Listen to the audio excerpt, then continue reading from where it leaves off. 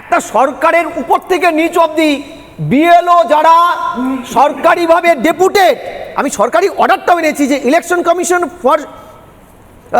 for shall be deemed to be on deputation to the election commission for the period during which they are so employee, যেখানে লেখা আছে নির্বাচন commission ডেপুটেশনে নেবে এবং নিঃশর্ত রাজ্য সরকারগুলি দিতে বাধ্য তার কর্মীদেরকে বর্তমানে এক্সিস্টিং আইনে।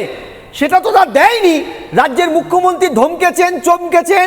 তারপরে যেটা হয়েছে তোমরা জানো না যে বিএলওরা এখনো পর্যন্ত ডেপুটেশন চাওয়ার পরেও এই রাজ্য সরকার আর্টিকেল 12B অর্থাৎ অ্যাপয়েন্টমেন্ট অথরিটি যাদের ওদের অন ডিউটি দেওয়ার কথা 1 মাসের জন্য দেয়নি। কিন্তু সমস্ত বিএলওদের উদয়ন্ত পরিশ্রম করে আবার দিনান্তে স্কুলে, প্রাইমারি হোক, অঙ্গনারী হোক, হাই স্কুলে তাদেরকে দেখা করতে হয়, আসতে হয়, নাহলে সার্ভিসের চ্যুতি ব্রেকআপ হতে পারে।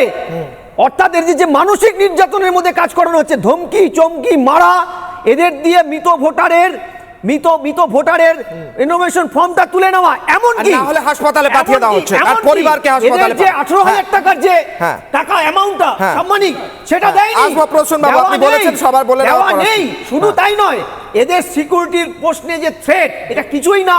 এদের দিয়ে এদের মতন করে, সরকারের মতন করে, তৃণমূলের মতন করে, আমাকে বলতে দিন না, নিজেদের মতন করে এসআইআরটা করিয়ে নেওয়ার জন্যই কিন্তু এইসব খেলা খেলছে। এই মানুষগুলোকে ব্যবহার করা হচ্ছে।